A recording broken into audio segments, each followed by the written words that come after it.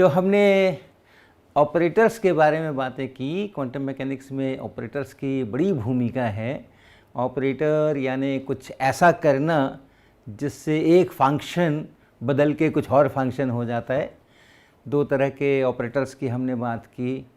Multiplication type, जिसमें हम multiply करते हैं, पोजीशन के करस्पॉन्डिंग जो ऑपरेटर है वो है सीधा सीधा x से गुणा कर देना है, तो x से गुणा करने से भी फंक्शंस कुछ और हो जाते हैं। फिर हमारा दूसरा वैरायटी जो हमने ली वो थी कि डिफरेंशिएट करना। जैसे लीनियर मोमेंटम के लिए जो ऑपरेटर है उसमें हम डिफरेंशिएट करते हैं x के अपेक्षा और फिर माइनस आई एच क्रॉस से गुना भी करते हैं, तो वो काइनेटिक एनर्जी। तो हर एक ऑब्जर्वेबल्स के लिए, यानी जिसको हम मेज़र करते हैं, नापते हैं, ऐसी क्वांटिटीज़ के लिए हमारे पास में एक ऑपरेटर होता है क्वांटम मैकेनिक्स में।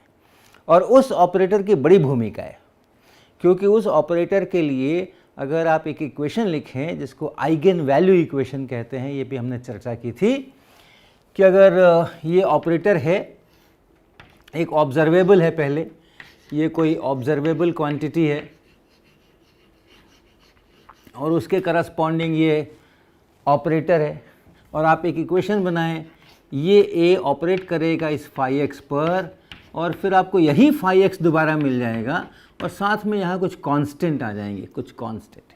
और फिज़िक्स यहाँ ये है, क्वांटम फिज़िक्स यहाँ ये है कि अगर वेव फंक्शन ये वाला फंक्शन हो गया, किसी इंस्टेंट पे पार्टिकल का वेव फंक्शन अगर ये वाला फंक्शन हो गया, तो उस स्टेट में इस ऑब्जर्वेबल का एक और केवल एक डेफिनेट वैल्यू है और वो है ये a। कोई अनसर्टेनिटी नहीं है, कोई मिक्सिंग नहीं है, ये प्योर स्टेट है।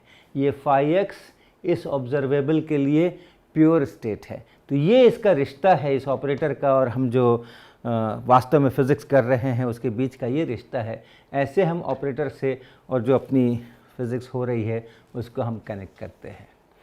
इसमें ये जो फाई एक्स है इसको हम लोग आइगन फंक्शन ऑफ ए ऐसा बोलेंगे, ये भी हमने चर्चा की थी। इसको आइगन फंक्शन ऑफ ए बोलते हैं और ये उसका करस्पॉन्डिंग आइगन वैल्यू है।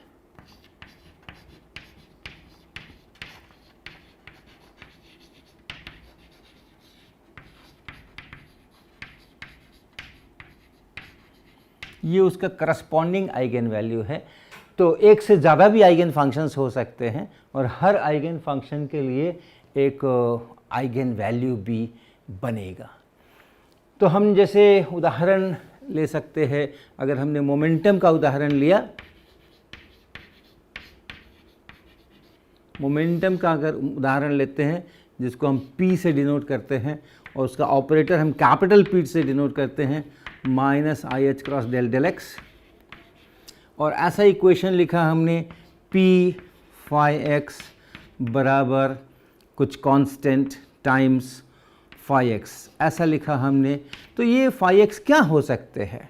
तो ये फाई एक्स हो सकते हैं, हम जानते हैं ये मोमेंटम के प्योर स्टेट्स हैं। ये आप कुछ कांस्टेंट जो भी लगा लें यहाँ पे, e पे power i over h cross px, ये आइगन फंक्शन है इस ऑपरेटर का और ये प्योर स्टेट है मोमेंटम का।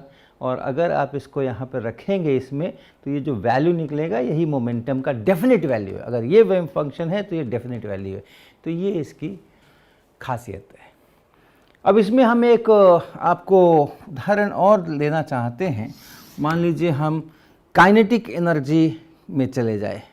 काइनेटिक एनर्जी, इसका ऑपरेटर आप जानते हैं minus H cross square by 2m del to del x square. इसकी आइगन फंक्शंस क्या है?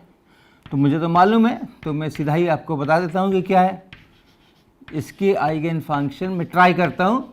हमने लिखा यहाँ पे साइन कुछ के एक्स। देखिए तो ये इसका आइगन फंक्शन है क्या? इसको इस पर ऑपरेट करेंगे तो क्या मिलने वाला है? क्या मिलेगा हमें? हमें मिलेगा, दो बार इसको हम डिफरेंशिएट करेंगे तो k बाहर आएगा दो बार, तो k स्क्वायर बन जाएगा। साइन का पहली बार कोसाइन बनेगा, कोसाइन का अगली बार माइनस साइन बनेगा, तो माइनस के स्क्वायर ये इसमें से बाहर आके और फिर से साइन के एक्स होने वाला है। तो ये बन जाएगा एच क्रॉस स्क्वायर के स्क्वायर बाई 2m और साइन के एक्स। तो यानी जो साइन के एक्स है ये इसका एक आइगन फंक्शन है। साइन के एक्स जो है ये आइगन फंक्शन है किसका? इस के ऑपरेटर का, काइनेटिक एनर्जी ऑपरेटर का। और आइगन वैल्यू क्या है?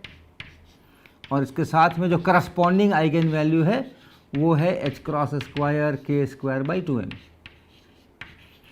इससे गुना हुआ वही फंक्शन दोबारा मिल गया हमें जब हमने इसको ऑपरेट किया इस पर, तो यही फंक्शन हमें दोबारा मिल गया, लेकिन हाँ ये एक एक्स्ट्रा इसके साथ में जुड़ करके आया है, तो इस कारण से ये इसका करस्पॉन्डिंग आइगन वैल्यू है।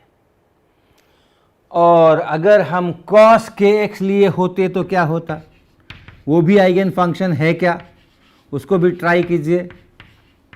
अगर इसको हमने cos के एक्स पे ऑपरेट किया तो पहली बार जब डिफरेंशिएट करेंगे तो फिर से k बाहर आएगा और कोसाइन है तो माइनस साइन बनेगा।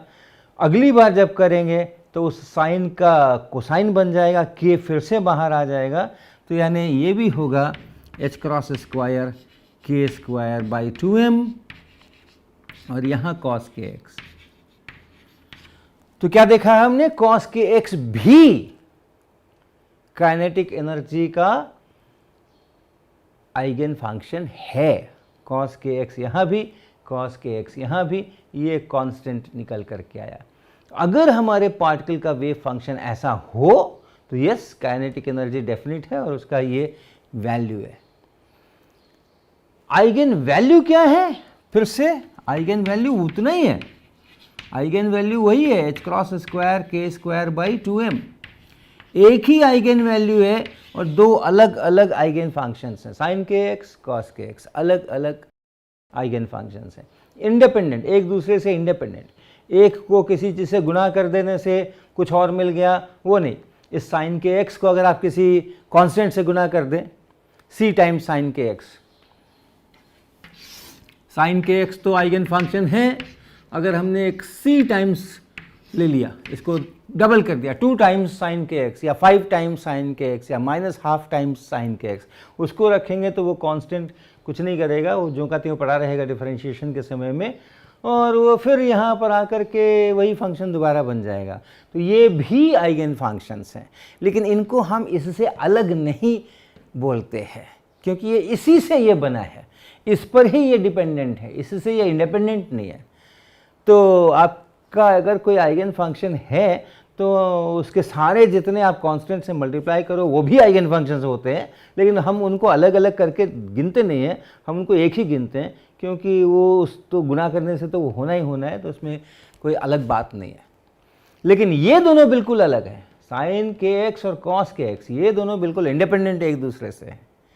और अगर आप इनका कोई कॉम्बिनेशन भी बनाएं, साइन के एक्स और कॉस के एक्स का कोई कॉम्बिनेशन भी बनाएं, देखिए हम एक कॉम्बिनेशन बनाते हैं, कॉस के एक्स प्लस आई टाइम्स साइन के एक्स,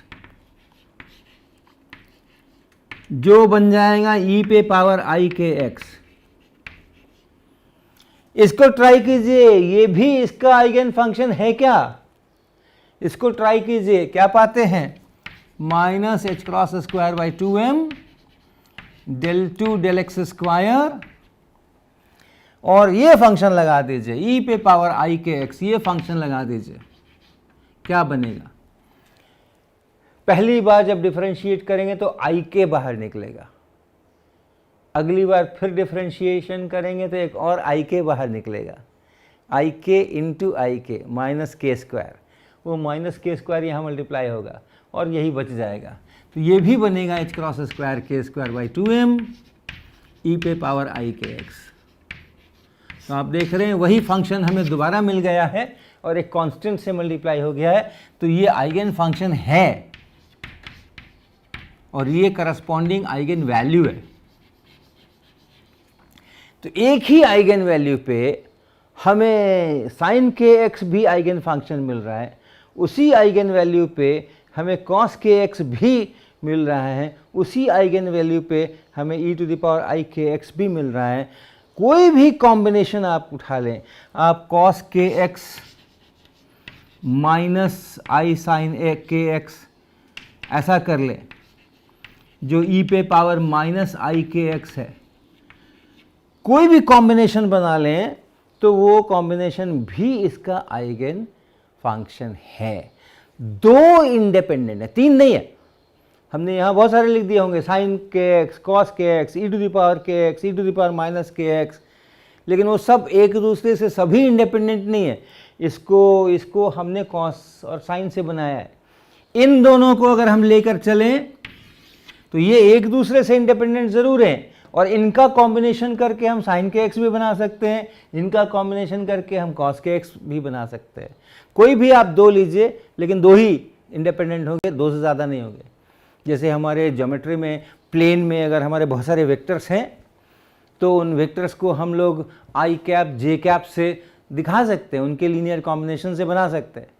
और ये आई कैप और जे कैप दो इंडिपेंडेंट वेक्टर्स जो हैं, ऑर्थोगोनल वेक्टर्स जो हैं, वो हम कैसे भी चूज़ कर सकते हैं, कहीं पर भी चूज़ कर सकते हैं, लेकिन दो ही होंगे, तीन नहीं होंगे। आप तीन करोगे तो एक बाकी दो से निकल जाएगा, उसके लीनियर कॉम्बिनेशन से बन जाएगा। तो वैसे ही कुछ ऐसे ऑपरेटर्स होते हैं और उनके कुछ ऐसे आइगन वैल्यूज़ होते हैं कि एक आइगन वैल्यू एक वेव फंक्शन, फिनिश। और जब हम कहते हैं एक वेव फंक्शन, मतलब उस वेव फंक्शन को आप 2, 4, 5, 8 माइनस हाफ वगैरह से गुणा कर दें, उसको मैं अलग नहीं बोलूँगा, वो उसी का मल्टीपल है। एक वेव फंक्शन मतलब एक फंक्शनल फॉर्म, उसके बाद उसका आप कांस्टेंट से मल्टीप्लाई करते रहिए। ऐसे वाले जो आइगन वैल्यूज़ होते हैं उसको हम लोग कहते हैं नॉन डीजेनरेट आइगन वैल्यू। हाँ, हम भाषा सीख रहे हैं ना, हम अपनी वोकेबुलरी बढ़ा रहे हैं, हम अभी नए शब्द सीख रहे हैं, उनके अर्थ समझ रहे हैं, अभी हम ग्रामर पढ़ रहे हैं, अभी हम लैंग्वेज पढ़ रहे हैं क्वांटम मैकेनिक्स की। बीच बीच में कभी कभी थोड़ा क्वांटम मैकेनिक्स भी हमारा आ जाता है, लेकिन बेसिकली इस समय हम लोग ये भाषा पढ़ रहे हैं। तो ये नॉन डीजेनरेट, और अगर कोई ऐसा आइगन वैल्यू है जिसके करस्पॉन्डिंग दो अलग अलग इंडिपेंडेंट आइगन फंक्शंस मिल रहे हैं तो उसको हम लोग कहते हैं डबली डीजेनरेट या टू फोल्ड डीजेनरेट। तो क्या क्या हमने बताया? नॉन डीजेनरेट,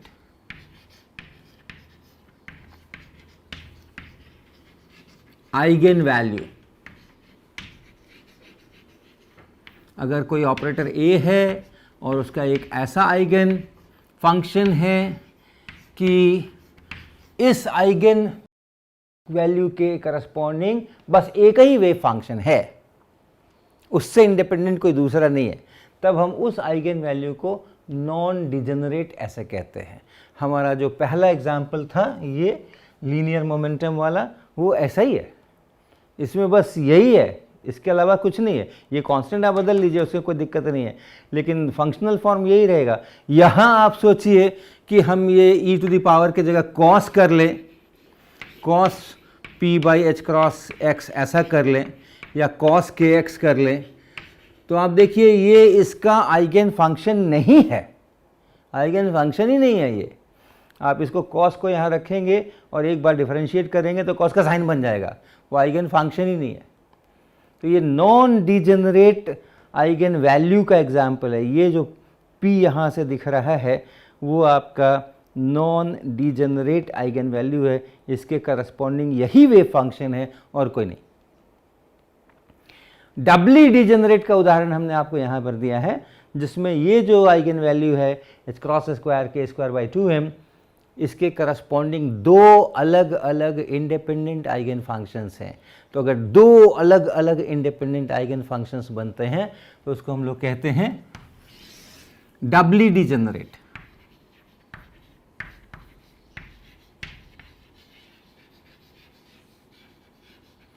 यानी हमारे पास ऐसी सिचुएशन है, a phi 1 is equal to small a phi 1 और a phi 2 is equal to यही a phi 2। और ये दोनों एक दूसरे से बिल्कुल इंडिपेंडेंट हैं। ऐसा नहीं कि इसको कुछ से किसी कांस्टेंट से मल्टीप्लाई करके और ये जनरेट हो जाए, नहीं, ऐसा नहीं होगा। ये एक दूसरे से बिल्कुल इंडिपेंडेंट है। तो ऐसा अगर सिचुएशन हो जाए तो ये जो आइगन वैल्यू है उसको कहते हैं डबली डिजेनरेट।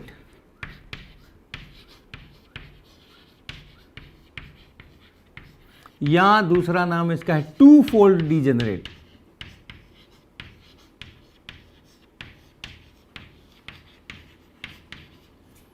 और ऐसे ही हमारे आगे भी ये सिलसिला बढ़ सकता है।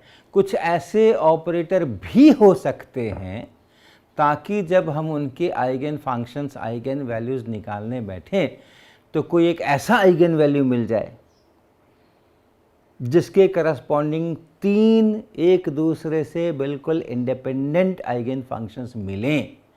वैसा भी हो सकता है, 4 हो जाएं वैसा भी हो सकता है, n हो जाएं वैसा भी हो सकता है। तो हम फिर ये वाली टर्मिनोलॉजी यूज़ करेंगे, उसको हम लोग n फोल्ड डीजेनरेट कहेंगे। n फोल्ड डीजेनरेट यानी वो ऐसा आइगन वैल्यू है उस ऑपरेटर का कि उसके करस्पॉन्डिंग हमें n एक दूसरे से बिल्कुल इंडिपेंडेंट आइगन फंक्शंस मिल रहे हैं। तो ये एक ऑपरेटर्स के बारे में जानकारियाँ हैं। अब एक हम नया शब्द आपको बताएंगे जो है हर्मिशियन ऑपरेटर। तो ऑपरेटर्स तो बहुत हैं, गणित है, कोई भी आप भांति भांति के ऑपरेटर्स बना सकते हैं, लेकिन कुछ ऑपरेटर्स हैं जो हमारे ऑब्जर्वेबल क्वांटिटीज़ के करस्पॉन्डिंग है। जैसे ये मोमेंटम का ऑपरेटर, काइनेटिक एनर्जी का ऑपरेटर, पोजीशन का ऑपरेटर, और इसके अलावा भी और बहुत सारे ऑपरेटर्स ऐसे हैं जो हैं तो ऑपरेटर, वे फंक्शन पे काम भी कर सकते हैं, ऑपरेट कर सकते हैं और कुछ और बना भी सकते हैं। उनके भी आइगन वैल्यूज़ होंगे, उनके भी आइगन फंक्शंस होंगे, लेकिन वो ऑपरेटर किसी ऑब्जर्वेबल के करस्पॉन्डिंग नहीं है, किसी फिजिकली मेजरेबल क्वांटिटी के करस्पॉन्डिंग नहीं है, किसी डायनामिकल वेरिएबल के करस्पॉन्डिंग नहीं है। तो जो ऑब्जर्वेबल क्वांटिटीज़ के करस्पॉन्डिंग ऑपरेटर्स होते हैं वो एक विशेष प्रकार के ऑपरेटर्स होते हैं और उसको हम लोग कहते हैं हर्मिशियन ऑपरेटर्स। तो उसकी क्या परिभाषा है, किस तरह के ऑपरेटर्स कैसे दिखते हैं, वो क्या गुण हैं उनके हर्मिशियन ऑपरेटर्स के जिनसे हमें ये फिज़िकली मेजरेबल क्वांटिटीज़ का रिश्ता बनाना है, तो वो हम लोग अभी करते हैं।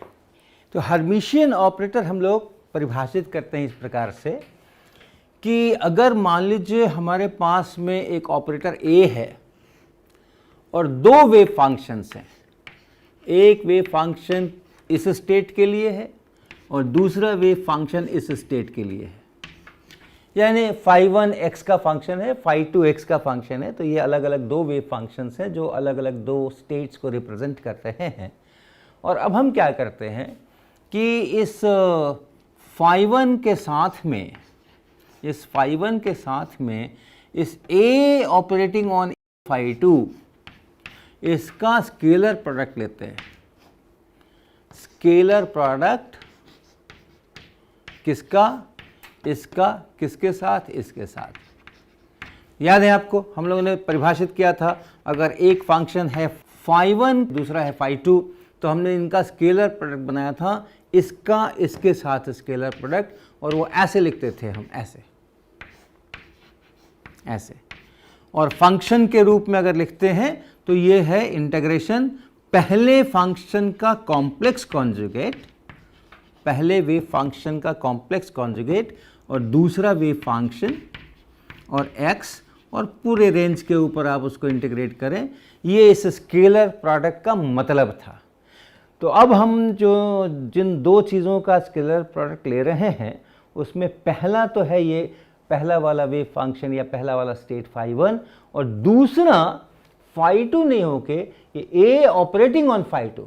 A को phi2 पे जब आप ऑपरेट करेंगे तो आपको एक अलग स्टेट मिल सकता है, एक अलग वेव फंक्शन मिल सकता है। phi2x पे अगर आप इस A को ऑपरेट करेंगे तो कोई और वेव फंक्शन मिल सकता है, उसके साथ में इसका करना है। तो क्या करते हैं हम, कैसे लिखते हैं, पहला हुआ हमारा phi1 और दूसरा हुआ हमारा A phi2। ए ऑपरेट कीजिए फाई 2 पे, वो दूसरा वाला फंक्शन है, और फाई 1 ये पहला वाला फंक्शन है। ये स्केलर प्रोडक्ट लीजिए और एक और स्केलर प्रोडक्ट बनाइए। वो कैसा? वो ऐसा कि हमने ए ऑपरेट किया इस फाई 1 पे, ए को ऑपरेट किया इस फाई 1 को, ये मेरा पहला फंक्शन है, और दूसरा फंक्शन हमारा जो है वो है फाई 2। तो हम स्केलर प्रोडक्ट बना रहे हैं, स्केलर प्रोडक्ट बना रहे हैं इसका, किसके साथ? इसके साथ। पहली बार हमने पहला फंक्शन रखा था और इसको इस पर ऑपरेट करके दूसरा बनाया था और तब स्केलर प्रोडक्ट लिया था।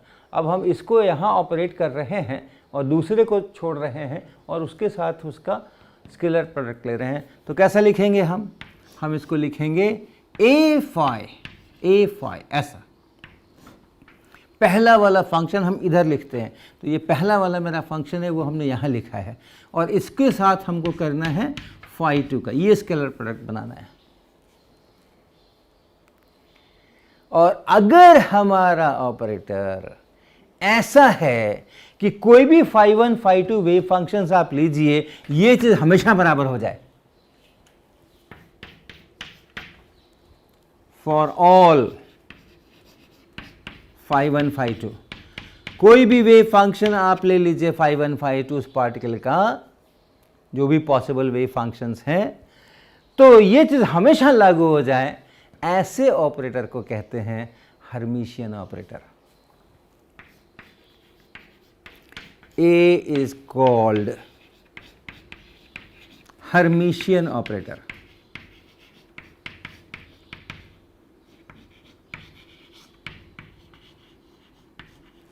और ये जो चीज है उसको हम ऐसे सिंबल लिखते हैं फाई 1 ए फाई 2। तो इसको आप दो ढंग से इंटरप्रेट कर सकते हैं। एक तो आप कह सकते हैं ये फाई 1 मेरा एक है और ए फाई 2 दूसरा है, तो ए को फाई 2 पे ऑपरेट कीजिए, वो आ गया आपका सेकेंड फंक्शन, ये फर्स्ट फंक्शन है स्केलर प्रोडक्ट। दूसरा आप इस ए को इस फाई 1 के साथ भी मिला सकते हैं, इस ए को फाई 1 पे ऑपरेट कर रहे हैं और तब जो आ गया उसके साथ फाई 2 का स्केलर प्रोडक्ट ले रहे हैं, दोनों एक ही होना है, तो उसको ये हम लोग कहते हैं हर्मिशियन ऑपरेटर। और अपने ऑब्जर्वेबल क्वांटिटीज जो हैं उनके करस्पॉन्डिंग वाले ऑपरेटर्स ऐसे ही होते हैं। हमारा पोजीशन का जो ऑपरेटर है वो हर्मिशियन है, हमारा मोमेंटम का जो ऑपरेटर है वो हर्मिशियन है, काइनेटिक एनर्जी का जो ऑपरेटर है वो हर्मिशियन है। किसी भी ऑब्जर्वेबल क्वांटिटी के करस्पॉन्डिंग वाला ऑपरेटर हमेशा हर्मिशियन ही होता है।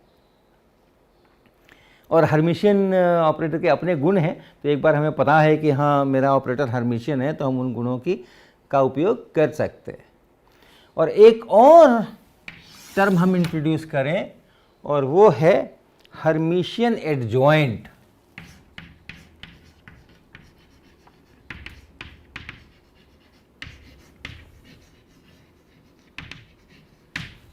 यानी हमारा जो ऑपरेटर ए है वो हर्मिशियन नहीं है, हम उसको पहले फाई 1 पे ऑपरेट कर लें और तब फिर स्केलर प्रोडक्ट लें, और या फिर हम फाई 1 रख लें और फाई 2 पे ऑपरेट करें और तब स्केलर प्रोडक्ट लें, वो बराबर नहीं होते हैं। मान लीजिए ये बराबर नहीं है। फाई 1 इसका scalar product with this function a phi 2 is not equal to, अगर हमने ए फाई 1 कर लिया यहाँ और उसका फाई 2 के साथ में ले लिया, ये बराबर नहीं है। लेकिन हम एक दूसरा ऑपरेटर बी खोज के ला रहे हैं, एक और ऑपरेटर बी खोज करके ला रहे हैं, ताकि ये किसके बराबर हो जाए, बी फाई 1 और फाई 2 इसके बराबर हो जाए। अगर आपने फाई 2 पे ए ऑपरेट किया है और स्केलर प्रोडक्ट बनाया है, तो यहां b को अगर आप फाई 1 पे ऑपरेट करें और तब स्केलर प्रोडक्ट बनाएं और वो बराबर हो जाए, तब हम इस b को कहते हैं, ये b ऑपरेटर a ऑपरेटर का हर्मिशियन एडजॉइंट है। तो अगर ऐसा हो जाए, ऐसा ऑपरेटर अगर हम ढूंढ करके लाते हैं, देन अगर ये बराबर ये हमेशा होता रहे, तब हम कह किसी भी phi 1 phi 2 के लिए, तब हम कहते हैं B इज हर्मिशियन एडजॉइंट ऐसा ऑफ A। और B अगर A का हर्मिशियन एडजॉइंट है तो A जो है वो B का हर्मिशियन एडजॉइंट हो जाता है। आप उसको करके देख सकते हैं इस डेफिनेशंस के अनुसार। और इसके लिए एक सिंबल है, और सिंबल कैसा है, A के ऊपर ऐसा चित्र बनाते हैं, इसको हम लोग अक्सर डैगर कहते हैं, डैगर।